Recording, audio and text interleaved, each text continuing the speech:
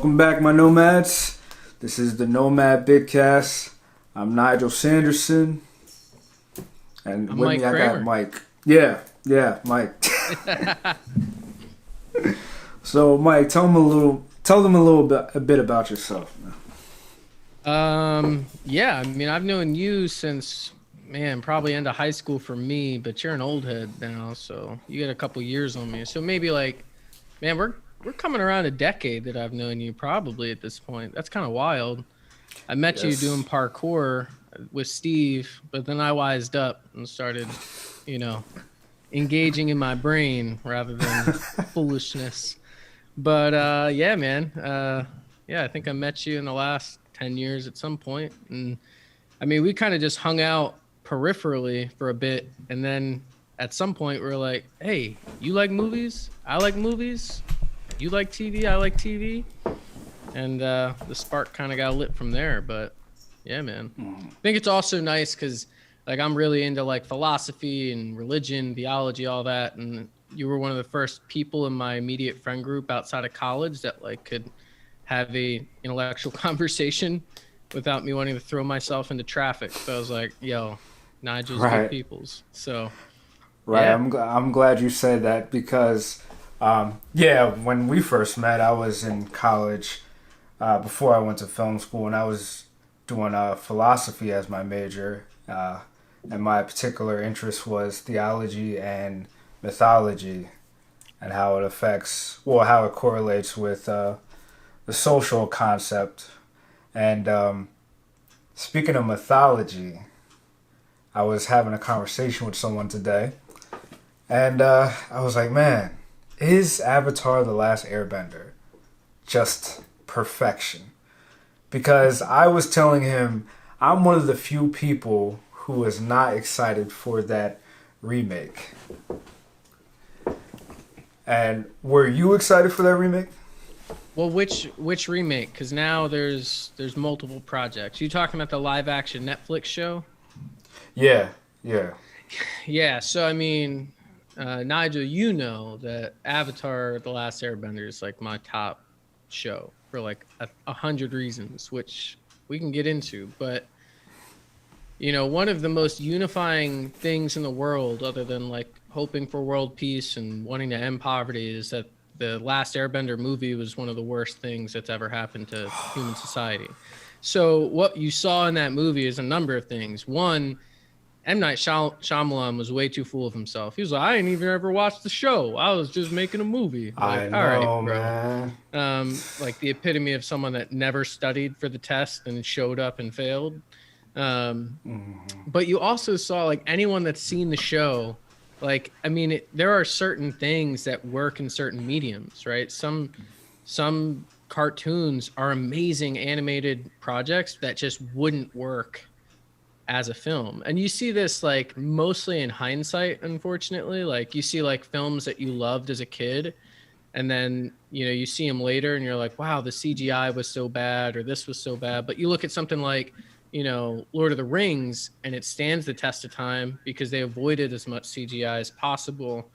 And it's this bizarre back and forth. When you look at the new Hobbit movies, you're like, why is this like worse than those movies from a decade ago? Yes. But with that Avatar movie, first of all of the martial arts was terrible. Second of all, regardless of how people feel about terms like this, the whitewashing in that movie was terrible. Like one of the coolest things of Avatar is how they tried to show the diversity of cultures in the world. Yes. And they're like, and you'll be white, and you'll be white, and you'll be like, they wrote literal, like the comedic relief characters were stoic and serious. Yes. And then it's just like the kid's name is Aang. They say it in every dang episode. Kid gets on the screen, my name is Ong. Like, what? See, M. Night, he said he wanted to honor the Asian names how they should be said. But I'm like, at the end of the day, bro, this is a story about people who can bend the elements. We're not going for realism here. It's like, I remember when Rise of the Planet of the Apes came out, and this girl I knew was like, oh, that's not believable. No apes could overtake police force on a bridge. I was like, you went to a movie called Rise of the Planet of the Apes. Come on. And Come also, on. I mean, I would say that's believable. Like they've done these physics equations now of like how much like a gorilla could bench press, deadlift, etc. I'm like, Yes. okay, so They all will that's mess you up. separating us in a lot of ways is technology and our ability to like think, like our brain capacity. And the whole Right. plot of those movies is what happens if these primates got the brain capacity that we have. And it's like, yeah, there ain't nothing we can do about it. If a gorilla could fly a plane too and drop bombs, then I We'd think be done. we're SOL, bro. Like, We'd be done, but yeah, especially because we don't see them as threatening. it's so frustrating. Like, and I know you and I have probably whined about this before, but when you walk into a movie, yes, there are definitely times to complain about like the realism, like is this believable, especially in character development. Okay, you went from hating every human ever, and after 12 minutes, you're like, well, maybe we can be friends. I All know. right, that's probably a poorly written character. But like there are certain presuppositions you just have to accept.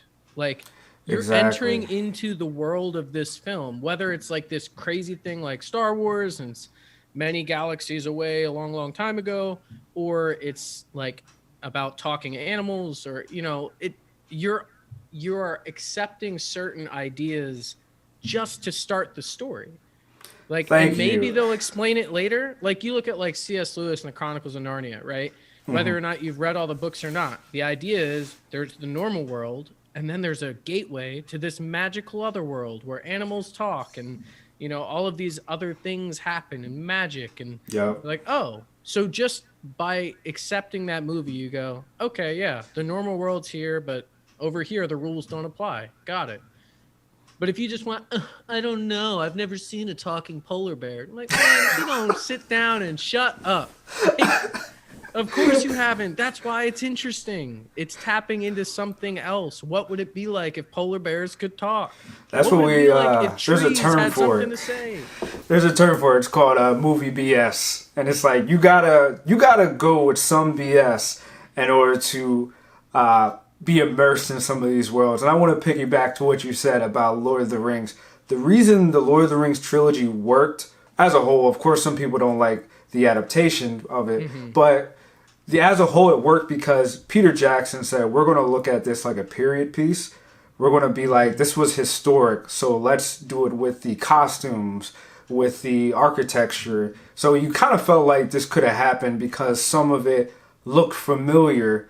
And on Right. top of that, this is another point I want to bring up. Limitation breeds creativity. The fact that technology was not where it was in 1999, so while they were shooting the Lord of the Rings movies, they couldn't do all the CGI stuff. They had to use miniatures and superimpose video of the actors on the miniatures. And then you fast track to The Hobbit, where the studio was like, Right. these movies have to be out at this time. So it's like, oh, we'll just slap it on a green screen and put some CGI, which is why it looks so bad compared to the original Lord of the Rings trilogy. And there's amazing things they did. Like there are elements that are really cool. Like Benedict Cumberbatch, like acting as Smaug, right? Like Yes. they got all the different. I mean, it's the same stuff they did to make Gollum so impressive, right? They're Yes, mapping all Gollum of looks these so good. facial expressions, and like I mean, when you see anyone that hates on him as an actor, like he's just a boring British guy. Like you just don't appreciate like what goes into the craft. Like just look up him prepping for that role. He's on the ground, like doing all this wild stuff, right? And that's a cool element. But then, I mean, some of this, and this goes back to the original question, right? Adaptation. They made an entire third movie in The Hobbit about a chapter of the book that literally was like, oh yeah, the battle started, and then Bilbo passed out. They woke up and the battle was over. And they're like, you know what? I can work with this. I can work with this real well. To be fair, I do believe I heard that it was studio interference that said it had to be a trilogy. It couldn't be two movies. Oh, I'm sure. Because everyone was doing trilogies. They're like, "Yeah, you know what? Everything's going to be good in 3 movies at this point. Let's just keep going. And it's I like, know, first of man. all, your obsession with the number 3, which goes back to mythology, tap into 3 that, is the right? number But is completion, right? please stop it. But, to back up all the way to Avatar. So the movie was terrible for so many Yes. reasons. Um, just, and it's sad because they had like great, like Dev Patel was in it, like great actor, like great, like But he had nothing to work with. right. I mean, there's only so much you can do. And this is one of my biggest pet peeves. And I know millennials in particular, one of our friends in particular, love to make fun of Nicolas Cage. Like people like Nicolas Cage, though, and Samuel L. Jackson, I view them in the same light. They're not equal actors, but they both have produced great work and terrible work. But like, you can't judge Samuel L. Jackson for Snakes on a Plane. Like, he just signed a contract, and maybe you could say, well, if he was a better actor, he would have refused that role. It's like, he's getting paid. Like, come on, man. You know, Nicolas Cage has done some impressive movies. Like, he won an Oscar for what was the movie when he's in Vegas? I think it's about like mental health and stuff like that. Like, yeah. He's done his work. Like, he's got respect in the community, I'm sure. Yeah, mad respect, man. But there is a balance of like great actors in terrible projects. And I've seen people online say like, can we stop remaking good movies and start remaking bad movies with good ideas? Yes. There's so many we see, and you're just like, bro, if you would have just changed 3 things, this could have went from a C+ to an A-. Like, instantly. Exactly. And the movie The Last Airbender is not just bad because of the things that were changed, the casting, the bad writing. It was bad. I could host a whole film school like class on what not to do as a director. The framing, like he would have frames this close to the actor. Like I think you look good like that. I don't know. I'm like, why is his forehead and his chin cut off and the frame is just him like, I'm the Avatar? First of all, why is everybody having a word vomit every 5 seconds? There's so much disposition, like, oh, this world, I can bend this. And back to what you said about the martial arts, why did it take them 10 moves to throw one thing of fire? Pebble. Yeah. Well, no, the firebenders couldn't even create fire, right? Oh, bro. I mean, so there's so many levels to this with storytelling, right? I think it was either Nolan or Scorsese who said something to the effect of like, I want to communicate as much as physically possible without words. Yes. Like if I have to spoon feed you every line of dialogue, every line of information, then A, I'm not respecting you as a viewer, and B, I'm not allowing your imagination to carry you. So like I remember when I first saw Inception, right, with Christopher Nolan, I was just totally just blown away, spinning, right? Like I was like, wait, where are we right now? Is this the real world? Is this not the real world? And that was kind of the beauty of it. The first experience. I wish I could go have that again. And I drop money on movies. I still buy Blu-rays, DVDs now. I'll go see a movie multiple times in theaters. Like I enjoy, that's a whole nother thing, but there's like just so many emotions wrapped up in the art or the act of going to see a movie. Yes. But you know, that idea, there's something accomplished in movies. I love seeing the simplicity of like something like Avengers, right? I mean, but all kinds of action movies do this now where it's like they've just switched scenes and it's showing that you're around the world now. So it just throw, you know, Bangladesh on the bottom of the screen. Yeah, just that subtle cue real quick to be like, oh, we changed places.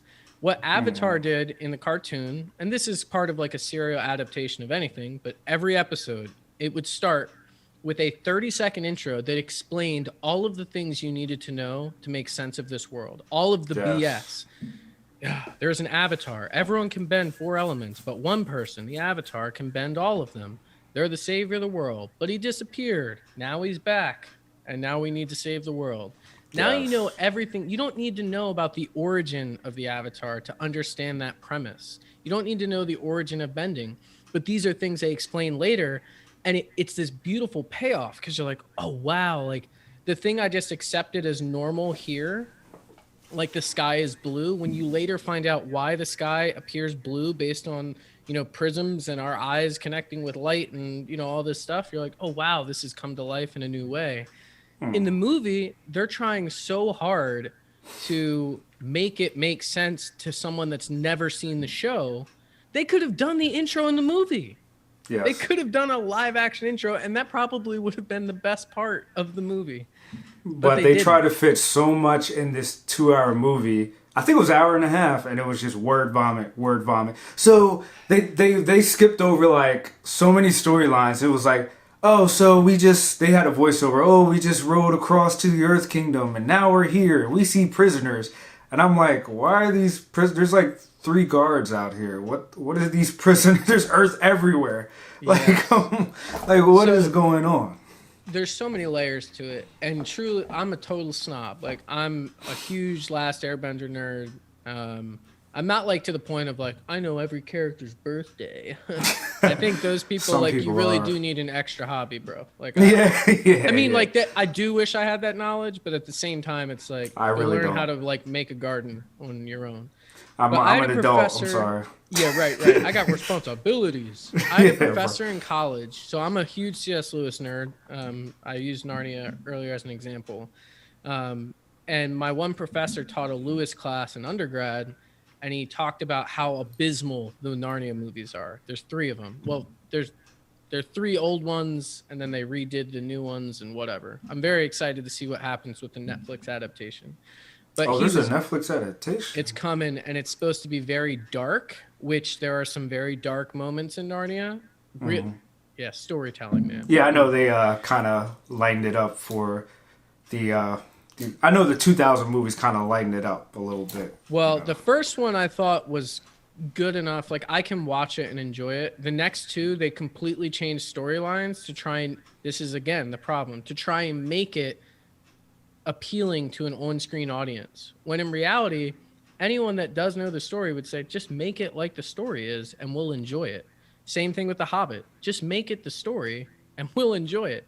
This is like Exactly. video game producers, right? Everyone goes, hey, we like the game you made 4 years ago. Can you give us something like that? They're like, no, we've got something even better for you. And we're like, but no, really, we don't want that. They go the full Steve Jobs approach. They're like, we're not going to give you what you want. We're going to tell you what Yeah. you want.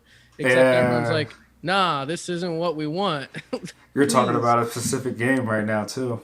Yeah. So, anyways, this professor, he basically, when I had dinner, well, he took our class or invited our class over for dinner. And I saw on his shelf the Narnia movies. I was like, haha, I got you. You're a closet lover of these movies. He says, in the most serious tone, he's like, Mike, he was almost offended. He was like, Mike, I mean this in the utmost, most honest way I can. I have these movies purely for critical purposes. He said, I have written multiple reviews of how terrible, like official, like professional reviews of why these movie adaptations were so bad.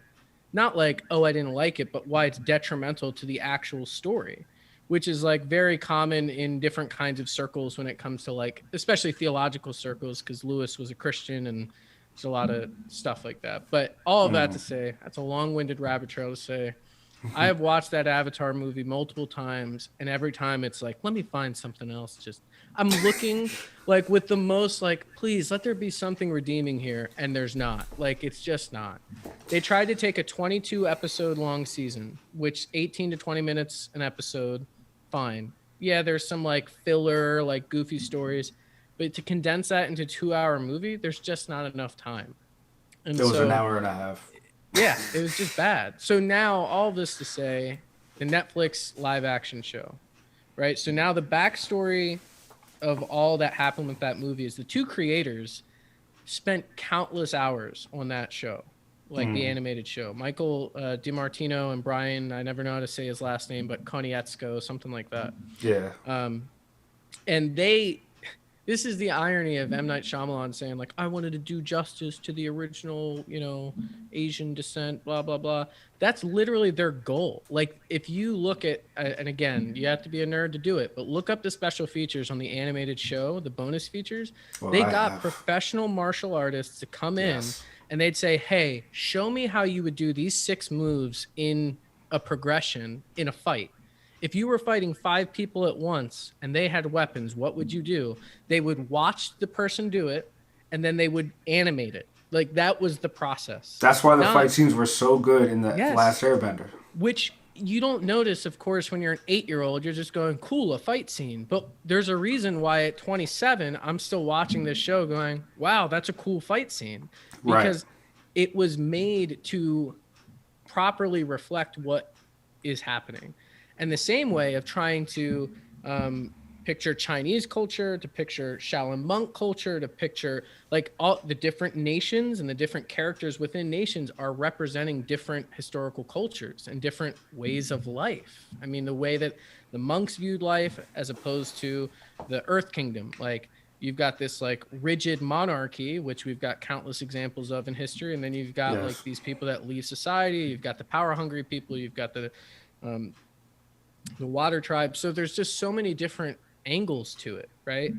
And they were taken off the project within a month of the movie. They were like, thanks, but no thanks. Nickelodeon's cutting you a check for basically royalties for using your idea, but we own it because you used us to put it on the air, and we've decided we're going to give Shyamalan all the rights because he's this big name movie guy. Crashed and burned. So the Netflix adaptation, I'm like, oh no, here we go. I mean, history already repeating itself.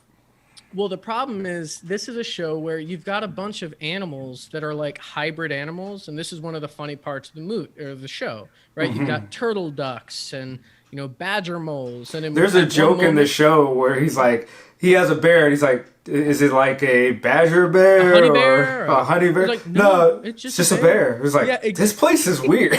Yeah, Bosco the bear, and that becomes like, once you accept the BS of that story, that later becomes one of the parts that make you laugh so hard. You're like, oh, that's so cool. Yeah, they're like, yo, that is bison, weird. It's just a regular bear. So now you've already started a project with immense issues. You're trying to CGI stuff that no amount of cool ideas is going to create the kind of CGI you need. Like, you have to have CGI to show the elements getting bent, right? Now you see in Marvel some impressive CGI, but probably in 10 years we'll go, it was okay. That's just how fast technology is developing, right? But then you've got all these hybrid animals you need to create. And even if you cut 90% of them, the primary actors in this film is a flying bison that doesn't speak, right? So you've got to do something. All of that makes me worried. But I found out that the two creators were going to be heavily involved at every step of the process in this show. And they said, we're going to do everything we have to do to make this the best possible thing. I was like, you know what? I'll give it its just due then. I will go into it with high hopes because I respect them, what they've done. And then I think it was 6 months ago, they announced we are no longer on the project. We decided to walk away because Netflix won't allow us to do what we want to do. It sounded like Netflix wanted a Game of Thrones of the Avatar, which Avatar is far from. Yeah, well, and again, like, that's one of the powerful parts of the story is that you come into it as it's a children's story, right? It's really goofy, dorky. The first few episodes are hard to watch sometimes. But the undertones are so adult. Yes, and they're drawing on ancient myths to make these stories. There's a reason why certain storylines are repeated all throughout history. We're recording this on April 3rd. Tomorrow is Easter. There's a reason why the idea of a hero that sacrifices himself or herself for the greater good of society is a template or a mythological idea that has reappeared all throughout human history. Exactly. In all kinds of cultures. And people don't realize that one staple, that Christ-like staple story, has been reiterated in our movie industries and franchises. Very successful franchises. The Matrix. Neo is basically the Christ-like figure. Right. The DC movies, obviously Superman is the Christ-like figure. Every chance he gets, he's doing the Christ pose. He has a cross behind him. Terminator, John Connor, JC. He's come on, like, it keeps getting reiterated because we have an affinity to these storylines, and it resonates with us and it speaks to us. So we just keep regurgitating them in a different way, dress them up a little differently, but it's basically the same structure. Our hero sacrifices themselves, they get resurrected in some way, and the story continues from there. Right. I mean, Neo's coming back for Matrix 4, so he's going to get resurrected twice. And the power of myth, and this is, there are people that spend their entire 90 plus years on Earth studying this, but briefly, like, myths are powerful the same way that genres are powerful, and that they indicate what to expect before you start the story. right? When you start to see some of these things appear, like if you want to watch a horror movie and you just went to the library, because people still do that, or you go on Hulu or whatever, right? And you see the movie title, scary movie, you go, oh, that'll be a horror movie. And you go to watch it and you're like, oh, this is a comedy. You'd be pretty disappointed. Like, you need to know the genre, like, to shape your expectations. It's not that you wouldn't have enjoyed it, but if you went into it wanting something scary and it ended up with something funny, you're kind of not happy about it. Exactly. Right? Like a friend of ours, he said like he hates trailers. He wished they never did trailers. I'm like, no, you got to give some kind of trailer. You got to let people know what's in store so they can mentally prepare. Oh, this is going to be a comedy. Oh, this is a horror. Right. You got to have some kind of indication of what people are going to get. And I can't tell you how many times I've seen a movie and the trailer was different from what the movie's supposed to be, and I wrote off the movie because of that trailer. And it's not necessarily their fault. There's third-party companies that handle trailers for these studios, and it's like, it's not necessarily their fault. They should have checked with the studio first, the director, to see if that's the way that they wanted to go. But, that's how I'll tell you what, I've seen like maybe 3 good movie trailers ever. And what I mean is, trailers either tell you nothing about the movie, like Christopher Nolan. I had no idea what Inception was about. I had no idea what Tenet was about. It was just but you knew you was going to see them, Jones. I knew I was going to see it, Yes. but I had no idea what it was about. Or you get the opposite, where the trailer shows you so much that like now you basically, it's just the only thing you don't know is which character is going to die, but it shows you the entire plot of the movie to the degree of Gemini Man, right, with Will Smith, which I never saw the movie because I saw the trailer, which I heard the CGI was abysmal in that anyways. But the trailer told me everything I needed to know except for, and this is me and my dad in a movie theater. We watch a trailer. We love seeing the trailers. We get there early for those like pre-movie things, right? With I forget the lady's name. She did it for years though. But she would do like the whole pre-movie show at Regal. But we watch a trailer, we look at each other and go, that's a good one. Or you look at each other and go, don't need to see that one. The only question left is which main character dies. That's not good you want to build anticipation. And like myths, in one sense, give you a template. They're like, okay, we use the word Aphrodite. Someone's named after Aphrodite. So now, if you're familiar with Aphrodite whatsoever, you've got some expectations of themes that are going to occur. And then you can reverse it. You can do the opposite of that theme, and that's a surprise. Or you lean into it in a different way or different interpretation. And that makes it really interesting because now you're able to see something in a new way. I mean, even like Thor is easy because of Marvel, but obviously they're building off of all of these old myths. But what would it look like if these people were involved in intergalactic, battles? And Avatar does that too, but in different ways that are really impressive to me. But when they said that the original creators weren't going to be involved in the live action Netflix project, I was instantly just like, well, I don't even want to support it now. Like, if you don't respect these guys enough at this point in their career to give them the creative, resources basically to do what they want to do, then why would I support your project where you're basically just trying to leech off their idea again, the way we already saw done and crashed and burned before? It's like, see, I was one of those few. Now, before I say this, I want to say I'm a huge Avatar fan. I love the Avatar. I love Avatar the Last Airbender. I love Avatar Legend of Korra. I love Avatar, but I was not excited for the live action Avatar. I'm still not excited. Even when the original creators were announced to be a part of the project, I still wasn't excited because for me, Avatar is a staple of almost perfection.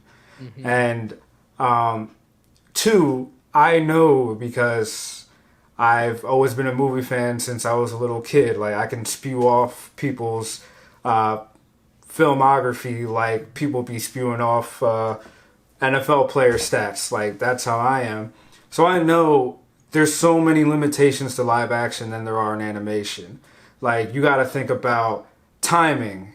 Like, everything is about running against the clock when you're shooting in real time. You got to think about rehearsals for fight scenes. You got to think about CGI. Like, even though now with technology we have the volume where you can actually just display a whole environment, you still got to put like fake snow. You got to give people stuff to react to. The fact that, like, the main character, like you said, the main animal character is a flying bison. You know how much computing power it takes to take a furry animal and to render out all those individual hairs. And yeah, That's people money. don't think about that. Like, even animated episodes. Like, if you're into anime, even if you're not into anime, you could look up any number of clips, right? And there are a lot of jokes about like how this one fight is so crazy looking, and it's like, yep, they blew their whole budget on that one fight. Yeah. Because like, especially to me, I'm a huge movie TV nerd, but like I'm casual compared to someone like you that knows about specific terms or specific, kind of rehearsals or like schedules you have to work through or like groups you have to coordinate with. When it comes to that stuff, when I look at a scene, I don't think, oh yeah, the budget for that was probably $10,000 a minute, right? The budget for the final season of Game of Thrones was just like crazy. It could have funded multiple countries probably. At the right? time, it was the most expensive live action TV show. Now I think Falcon and the Winter Soldier or is it WandaVision? But yeah, it was like. But crazy. You can tell the difference between the dragons in Game of Thrones as opposed to the dragons in, The Witcher. Yeah, exactly. Yeah. But also, you can also see where there's other like choices that are being made along the way. Like this is a really good thing, but you have to prioritize. Like there's not infinite, budget to go around, but we don't think about that when it comes to animation. Sometimes. Exactly. People don't think about you have to feed your actors. A lot of the budget goes to craft services, bringing the actors their lunch, bringing their dinner, trailers for the actors, makeup artists. You have to have a whole section just for the makeup artists. People don't realize now during COVID, you have to spend budget on COVID testing. You have to do at least 2 weeks of quarantine before you show up on set. And then even on booking set. Booking the yes, you got to book exactly. Like even with animation does have limitations.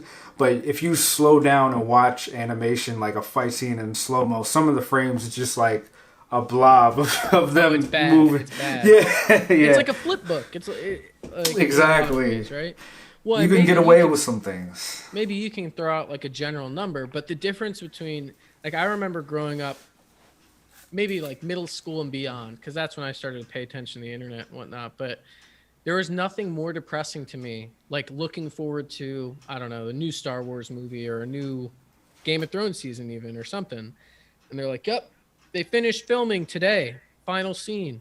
You're like, cool. So am I going to see it next month? They're like, nope, it's due 7 months from now. Yeah. Because of all of the editing that goes into it. Like we see this cool fight scene. You go, oh, cool. You don't know that it takes 50 plus hours for a couple people in a room to be editing all of the CGI that has to occur or correcting certain moments that went wrong. And with Avatar, I actually never saw The Last Airbender. So now I guess I'm trying to overcompensate by loving it so much. But I had never seen it until my sophomore or junior year of college because I was a big anime fan as a kid and I refused to like this American anime. It's so dumb. But the worst part of the show to me was that the main character had this big dumb blue arrow on his head. Right? Now, after I finally embraced the show, I love it. I love everything about it. I love the blue arrow now that I used to hate. And there's all the lore behind it and why they do that. Cool. My point, though, in the context of this conversation, there's no good way to make a real human have a giant blue arrow tattooed on his forehead. There's just not. And I will say, I thought M. Night Shyamalan's approach to that was probably one of the best scenarios. You could have done a little less. Maybe there was too many intricacies to that tattoo art. But the idea of it being like a tattoo in that way made more sense to me. But if you just saw some kid with a teal arrow on his head, you'd be like, that doesn't look good. There are some things that just don't translate to real life really well. And that it's distracting. As a viewer, there's nothing more distracting than bad CGI, and Yes. especially when it's supposed to be simple, right? And Yes. so it just becomes really disheartening. So something on a brighter note though is that there's a whole new studio. I forget what it's called. Yes. Just say it's the Avatar Studio or I think it is whatever called Last Airbender. Avatar Studios, actually. But they're gonna start animating a series again, and it hasn't been announced. Like something I thought they did that was interesting, and they actually did well, was they began publishing the comics after the shows ended, which is like a really, again, people think in a general sense, oh yeah, you just switch the story instead of like animating it, you make it a comic. Switching mediums is hard. It's Like, hard, man. I mean, the same way that you think of switching a book to a movie, going movie to book, book to comic book, it becomes difficult. And I Comic think book is probably even more risky. yeah, I It's a think they hard did a medium. pretty good job at keeping enough elements, trying to do new things, trying to connect Last Airbender with Legend of Korra, because they make a lot of jumps in that, 80 plus years or whatever. Yeah. But I don't know if the studio is planning to animate the comics as their starting point and then do new things, or if they're doing completely new things. I'll be happy about both, but it'll be I very saw a interesting. video. I saw a video where they said they wanted to expand on the universe, do more stories about what happened to them after what happened. But they did say Avatar the Last Airbender is their penultimate. They don't want to ruin it in any way with continuations. But they wanted to expand on other characters and stuff like that. And I thought that was great. Like, expand the universe, be our new Star Wars. Yeah. Bring us more stuff. Like, just, I'm glad that they're doing it with animation. Because I think that's the best way to tell this story. Some things just don't translate in live action. I mean, look at the Lion King remake. I mean, I watched that remake and I was like, what did I just watch? And then the next day, I literally woke up in the morning and watched the animated Lion King movie. I was like, that was 100 It's times amazing. better. It's Well, it's amazing. fascinating too, right? And we know it's a money thing, sure. In the worst case Yes. scenario, let's just say it's all about money. These studios just want to make money. But genuinely, I think there is some idea in someone's head somewhere. And it's got to be some old dude in a room, some angry old white guy, right? Sitting up there going, okay, cartoon is good, but the best version would be live action because it looks the realest. Yeah. What's Brad Pitt But doing? but our imaginations are more robust than what we can perceive in reality. I mean, and I don't want to I've never tripped acid or anything, but when you look at like when people describe what being on drugs is like on these crazy drugs and the things that they see, it's never like, oh yeah, and then I just started seeing everything just like it is now. They start to see stuff transcend our normal senses, and I'm not saying cartoons are that, but like animation is not in itself a bad thing. Like you can watch Yes. really impressive, like, okay, yes, Disney cartoons are very basic in a lot of ways, but it communicates stories. Talking animals don't seem ridiculous now. But if you do like a bad, what are those old Disney live action movies?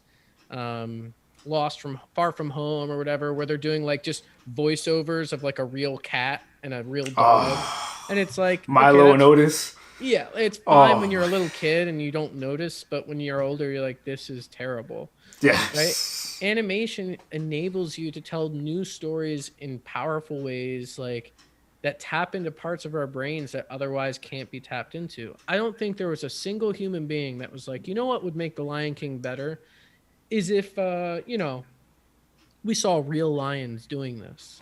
No one had, you didn't have to be convinced of what a real lion would look like. You could watch the cartoon and you fill in the gaps yourself, right? Exactly. But the idea that we need everything to be live action, it does a disservice to our ability to tell stories. I mean, it ruins everything in so There's so many much ways. limitations when you go from animation to live action, and that's why I like. I know people are very critical of Zack Snyder as a director, but I was rewatching the Snyder Cut again, and I realized he influenced me as a filmmaker so much because I like how he, even though it must be frustrating for the actors to always be on a green screen, I like how his shots look so beautiful. They look like animation because he always just shoots the actors on green screen, and then in post, he wants the sky to look a certain way. He doesn't even have the superheroes have their capes. He makes them do it in post digitally so the capes look like how they look in the comic books. Right. And the coloring and the color grading, it just looks like animation, and that's why he likes to do slow-mo so much. And I know it's probably frustrating for some of the actors, but for me as a viewer, I'm like, yo, that scene looks amazing. And you can only get that with color grading and CGI landscapes. Like, it looks amazing. Well, it's like professional photographers. I love like the people on Instagram that do like Instagram versus reality, and they show the posts that they put up.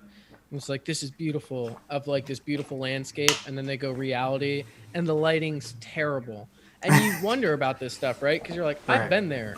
Man, I must have went on a bad day. It's like, no, like there's a reason why people make a living being photographers, videographers. Like they are editing like crazy, right? Yeah. There's nothing worse than for a wedding photographer after editing for like 50 hours and they go, can we just get the raw files? You're like, Bruh. I just worked so hard to make you not look like crap on your wedding day. And now you want, okay. But like, that's the same kind of thing of like, there's a Ghibli film. I think it's Ghibli, Secret World of Arietti. I don't know if you've seen that one. Yeah, it is. But like, it's about, I don't even know what their race or, you know, what they were, are like pixies or pygmies or fairies or whatever. But how would you shoot that live action? The amount of effort it would take to try to shoot a film with like real normal sized people and then shrink the rest of the people and try to have them interact on the screen would be so bad. Just so bad. And people have tried to do this in different films, but it just doesn't accomplish what you want. And to me, if you can't make the thing better, then you need to leave it alone. Like if it's not going to be equal to or better, I don't think it's worth trying to make that translation, because ultimately the agreed upon standard is like Avatar. We just don't talk about the movie. Like that was a hit job on Avatar and it didn't work because we still love it. But like that doesn't exist, you know? And even some things just don't translate. Like sometimes I'll be like, sometimes now that I'm older, I'm like, that would actually look better in live action because that costume looks so cool. But I mean, not in live action, in animation, like that costume looks so cool. But if it was in live action, you'd be like, oh, they can't fight with all that stuff on and da da da. Right. You can't, your mind can't get past it because your brain is just reading, this is what it would be if it was reality when it's in live action. But in animation, you can get away with these like colorful and crazy costumes and people doing these crazy moves. And I'm like, how about if you wanted a live action aspect, just have like a stunt crew do the live action fight scenes and then have the animators draw it out. You know, just do that for live action. I want to see this in animation. Yeah, two examples would be like, one is Into the Spider-Verse, right? Like they purposely made an animated Spider-Man movie.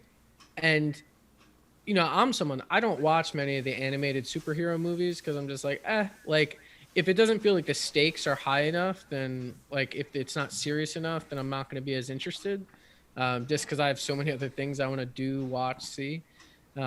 It was amazing. And people that don't even care about superhero movies watched that movie and it was amazing. And they did multiple things. One, it's animated, so it's already got a hurdle to get adults to watch it. Two, they kind of did this hybrid like comic book and like action cartoon thing, which is really unique. And it was CGI mixed with hand drawings. Yeah, it was a huge hit, which became what made it unique. But and they've done well with Marvel movies, and they might try to do this multiverse with multiple Spider-Man, who knows. But that movie on its own is amazing and has like a crazy cult following. So that's like one example of like the power of animation. Another is just storytelling in general. I forget who wrote it, but it was just basically on storytelling, and it was in the 60s, 70s, 50s or 60s, I mean, rather, and talking about the complaint of translating books to film. And they were saying like there are certain things you can't depict on film. No. So I remember like the Hunger Games, right? I read that in high school, loved the book. I saw the movie and hated it. I don't know why. Because the book, and it's not the movie's fault. The 80% of the book is Katniss Everdeen's inner monologue. Yeah. She's not talking to people. Yeah. But you can't just have a screen and you can't watch for 2 hours of someone like thinking, because you need to hear their thoughts. And that'd be kind of corny if it was just an echoey, like, and then I was thinking, oh no.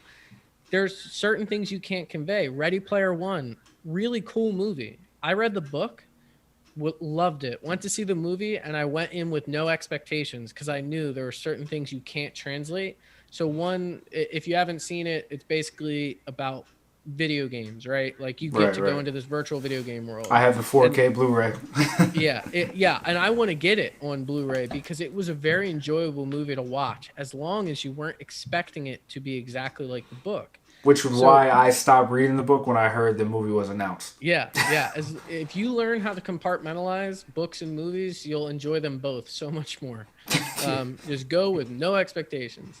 If you are reading a book and you hear that the movie's about to be made, stop reading the book. Right. Then watch the movie, then read the book after. So you can appreciate both. Yes. You know? But there's like multiple challenges he has to accomplish, right? And in the movie, I think the second challenge is The Shining, right? Like it comes to life, and like the whole guy breaking through the door and the creepy like people. That's not the second challenge in the book. The second challenge in the book is that he gets thrown into this scenario where he has to he's thrown into the movie Ferris Bueller's Day Off. And he has to recite every line of the movie without messing up. And if you mess up 3 times, you die.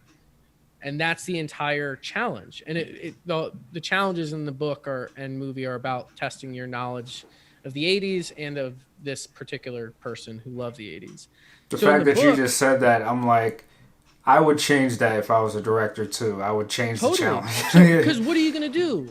Like, Nigel, you're directing a film and you're like, all right, now my film is going to be you trying to act out an hour and 40-minute long movie. No, there's no way to communicate that well. And I'm glad that they just went, instead of saying, how can we do this to keep this moment of the story perfectly, accurate, they went, okay, what is a similar idea? They're trying to convey movie knowledge. They're trying to convey, their understanding of or memorization of what to do in this scenario in the movie. So let's try to make that come to life for a viewer. When you're reading it, you don't have to, it's not like they listed out every line of the movie. They can just say in one paragraph, so he tried 3 times and he finally got it on the last try. And you're like, but that's a cool scenario. Because now as a reader, you're thinking, what movie do I know so well I could do that challenge for? That I could recite the entire thing, every word without messing up. My life's on the line. As a viewer of a movie, you're watching the movie and you're going, that would be the most boring movie to watch. You're watching a movie about someone acting in a movie. I mean, don't tell, Scorsese. What was that? Once Upon a Time in Hollywood, right? But even that is Tarantino. Like, Tarantino, right. Yeah. Like that's behind the scenes of it, right? So there's just different versions of telling stories. If we get so obsessed with the accuracy, like we got to do it all verbatim, there's a problem. But if you go completely rogue, cough, cough, M. Night Shyamalan Avatar, then you also lose something. So there's something in the middle ground if you're trying to adapt things where you have to have flexibility. But Shyamalan, I think, just took so much creative liberty that he actually made it so much worse. Like, there's this Brian Regan comedy stand-up. He's talking about this boring story he heard. And by the end of it, he's like, wow, you started at nothing and somehow went to less. I don't know how Shyamalan started with one of the biggest cult followings, at least in America, right? Probably worldwide, but at least in the United States. One of the few cartoons that everyone university was like, oh, maybe I'll look at anime now because this was pretty cool. How do you start with something with so much love and so universally get hated? Like, there are a few things in the world that will unify human beings of all ethnicities, cultures, ages. But I have yet to meet a human being that thought that movie was good. And I fear what Netflix is going to do without the direction of people to at least guide it. Because I truly believe if they got halfway through shooting with DiMartino and Konietzko, the original creators, and they said, this is not good, they'd say, we're not going to put it out. I truly believe that. And that's probably why they took them off the project. because they probably kept saying, reshoot it, do it differently. And they said, we don't have the budget. And they said, then we're not going to do it with you.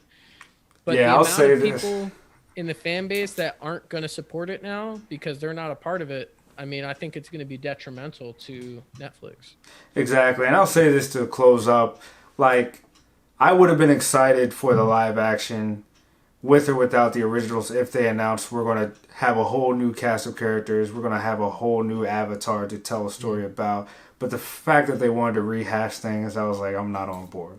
Yeah, You know, I thought so that was weird too in general. Like, we're going to do the same story with slight alterations. It's like, I'm like, for what? why? It's already here.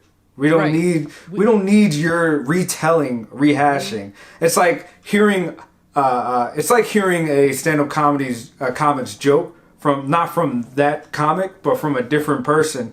Like, Right. oh yeah, and he says it like this, and the joke is. It's like, bro, I'll just go on YouTube and check out how he says it. Like, I don't, Right, I right. don't need to hear you. I'll bro. go to the source. Exactly. Yeah, I think I didn't hear about them expanding the universe with the animation stuff, but I think that'd be genius because I'll tell you what, they put out 2 novels about Avatar Kyoshi, aka two avatars before Aang, the Last Airbender, and it's a 2-part series. It's 2 novels, and they were amazing. Like literally page turners. I'm like clenching my teeth, worried. And they made it like, I forget what the rating is, but like it's pretty graphic in multiple places, like what they couldn't do on a Y7 TV show originally. Because you're like, wait a minute, if I'm throwing giant boulders at someone, couldn't someone's face get smashed? You know, like people are getting killed. Like, I mean, Legend of Korra did this too, but this is even after that by a few years. So it's been cool to see like such an authentic, solid story, such a solid premise. It's transcending the mediums. They've done animated, they've done comic book, now they've done novels. They just couldn't do live action. Some things or video games. We shouldn't go into that. I think they're trying to make a game. We'll see. Yeah, we'll see. But Mike Kramer, we're definitely going to do this again. Hey, man, I loved it. Word. So, hope you learned something, my nomads. Catch you on the next one. Be creative. Peace. Cool.